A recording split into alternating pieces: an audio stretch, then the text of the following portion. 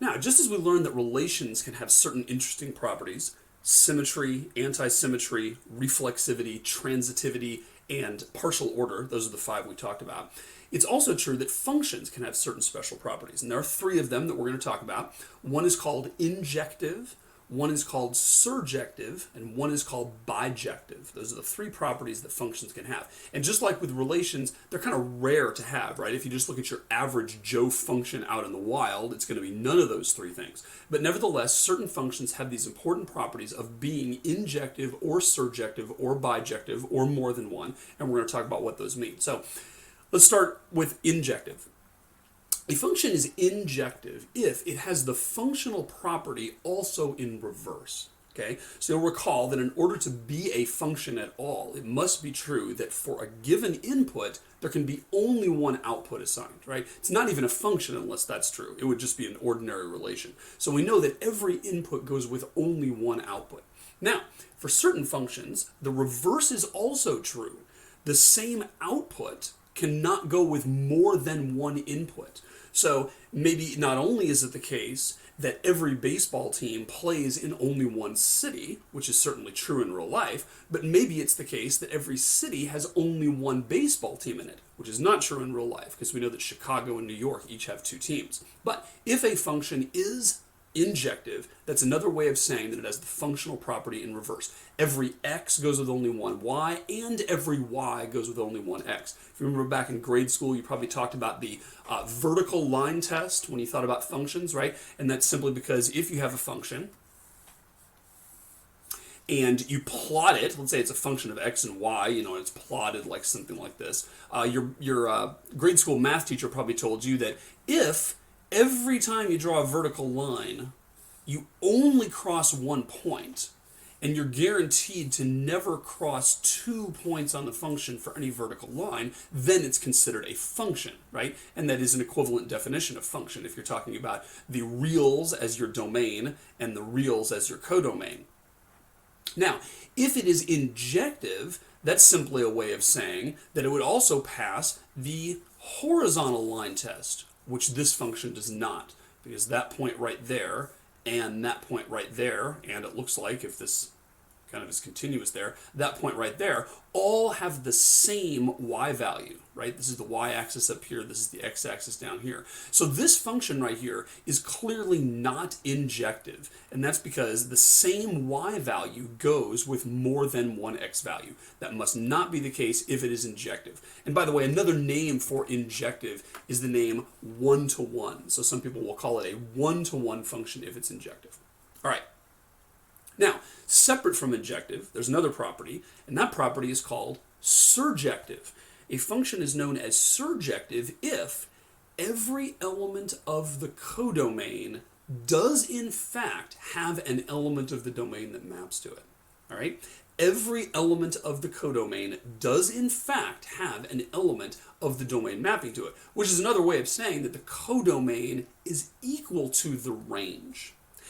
Another name for a surjective function is called onto. They'll call it an onto function, and that is just another way of saying surjective. All right? So injective means that every element in the codomain has only one arrow coming to it. Surjective is a way of saying every element in the codomain does have an arrow coming to it. And then there's the third property, which is bijective, and in some ways that's the simplest one, because bijective simply means that a function is both injective and surjective. If a function is injective and also surjective, we call that a bijection. It's kind of the funny name we use for that, right? So if you look at this visually, it's kind of clearer to see. Let's say I have over here a set. This is going to be my domain. We'll say this is set A.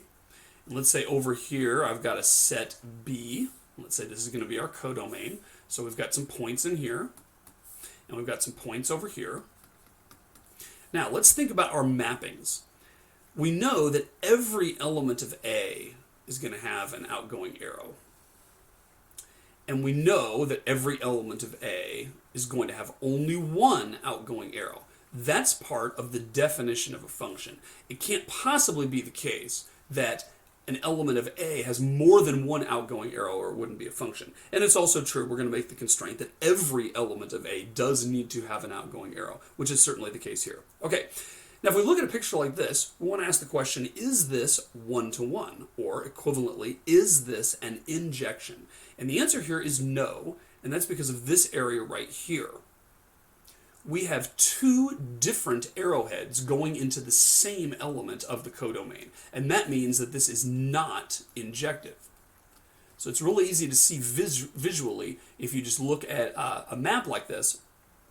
Simply look at every element of the codomain and say, hey, does any element of the codomain have more than one arrow coming into it? And if so, then it's not injective. So you can imagine this dot over here representing Chicago, and over here, this element representing the Cubs and this element representing the White Sox. That's an example of a non-injective function because both those elements of the domain map to the same element of the codomain. All right, then you ask, is this onto, or equivalently, is this surjective? And the answer is clearly no, and that's because of this problem here. I've got several points over here in the codomain which do not have any incoming arrows. Therefore, those points are not reachable. They are not part of the range of this function, and therefore this function is also not surjective. And obviously it's not bijective because it's neither injective nor surjective, right? So the only way anything ever comes out to be bijective is if, first of all, the domain and the codomain have the same cardinality. And if you think that through, you'll realize that's the case. There's no way, if one of them has a different number of points than the other, that it could possibly be bijective. And we'll look at that in a little bit later with some more examples. But if every point in the domain goes to a point in the codomain, and every one goes to a different point, and every point is covered, right here, this is definitely a bijection. So bijection, because it's both injective and surjective, has all our bases covered. Every single one goes to its own element of the range, and every element of the range is covered. All right, so let's do some quick review questions. Make sure you understand these concepts. We'll look at some extensional examples first, and then some intensional examples. So here's a couple of sets I have here, and I've defined a function, or at least attempted to define a function. My first question is this a valid function? So I've got JZ, or my two sets. J is full of a bunch of singers, Z is full of a bunch of desserts, and I've got the pairings here where I've mapped Beyonce to cannoli and Justin to gelato, etc. Question, is this a valid function?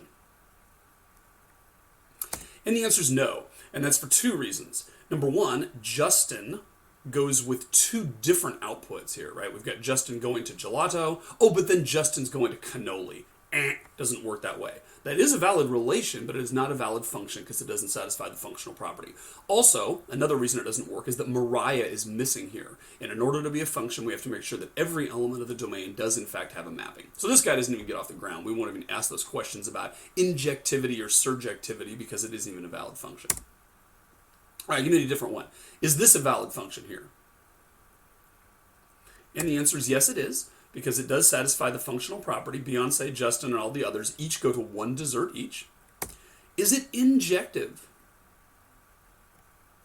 And the answer is no, and that's because Beyonce and Mariah both go to cannoli. So it is functional forwards, but not functional in reverse. In other words, I could say, what dessert does a particular singer go with? And I would always get a certain answer. But if I say, what singer does a particular dessert go with? I'm not always going to get a well-defined answer. In particular, if I say, what singer goes with cannoli, the answer is ambiguous. And in fact, you can think about it, if there's more elements in the domain than the codomain, it can't possibly be injective, right?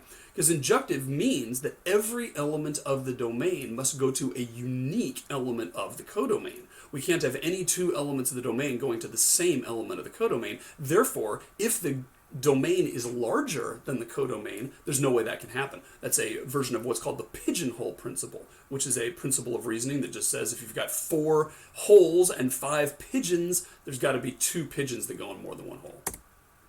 All right, is it surjective? And the answer is yes, and that's because every single dessert is covered here. Is it bijective? Answer is obviously no, because it is not injective, and it must be both in order to be bijective. Let's try a different one. What if we say, let's give everybody tiramisu? Is that a valid function? Yes, it is.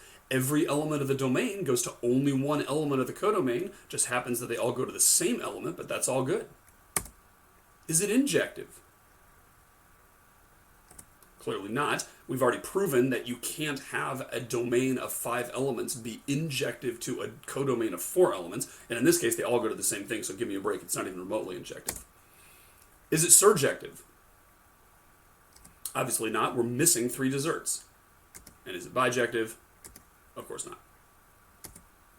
How about this one here? Let's get rid of some of those elements of the domain so that we don't have that problem with not being able to be injective. Let's take a look at this function. Is this a valid function? Yes, it is. Satisfies the functional property. Is it injective? Ah, yes. Now we finally have an injective function, and that's because not only is it true that every singer goes with only one dessert, but every dessert goes with at most one singer. Is it surjective? No, it's not, because we're missing a dessert. We're missing tiramisu. Must have gotten worn out with tiramisu on the last slide. But again, if you think about it, we can never have a surjective function if the domain is smaller than the codomain. And that's because we simply can't cover everything. If there's 4 desserts and only 3 people, we can't possibly map something to every dessert. Is it bijective? No.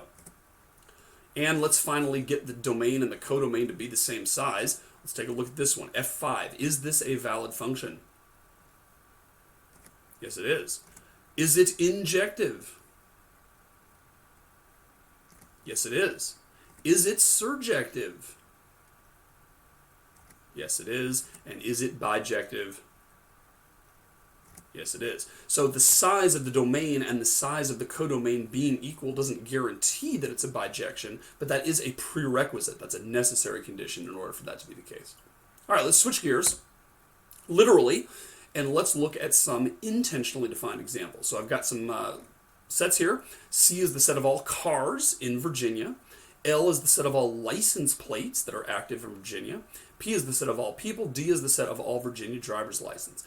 Let's say we define a function called registered owner, and we're saying that the domain of that is the set of cars, and the codomain for that is the set of people. And we want to say, given a car, give me back the registered owner.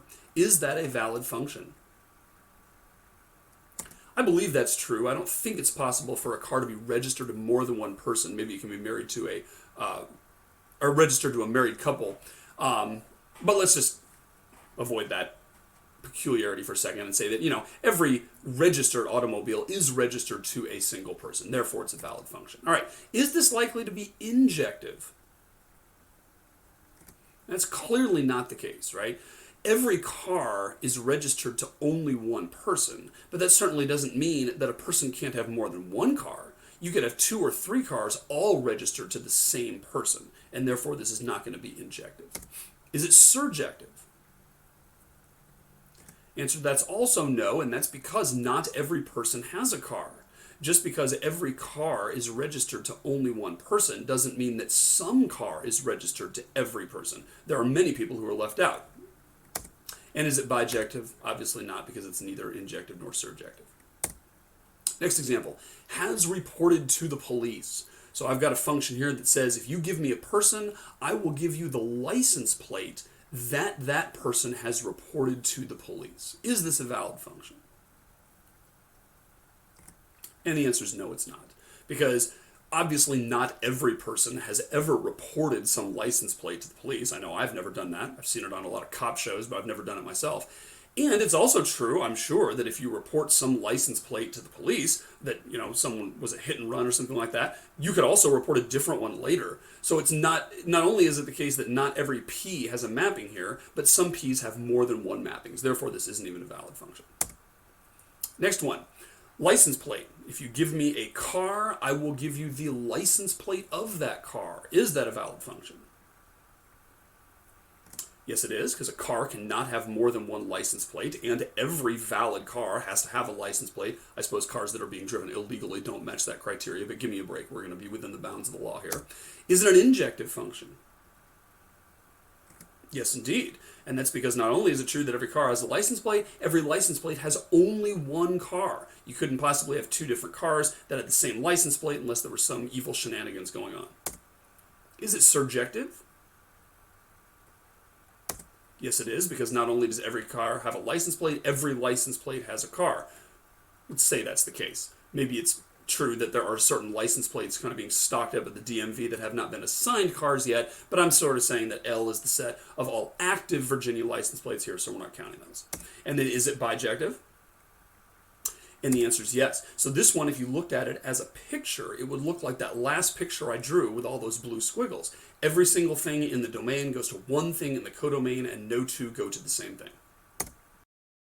Last one, license owner. This is a function where you give me a driver's license, I tell you what person owns that driver's license. Is that a valid function? Yes, it is, because every driver's license can only go with one person. Is it an injective function? Yes, indeed, because not only does every driver's license go with only one person, every person can have only one driver's license. They'd cancel your old one if you got a new one. Is it surjective? Answer to that is no, because although every driver's license goes with one person, not every person has a driver's license. In particular, people under the age of 16 don't, and other people besides.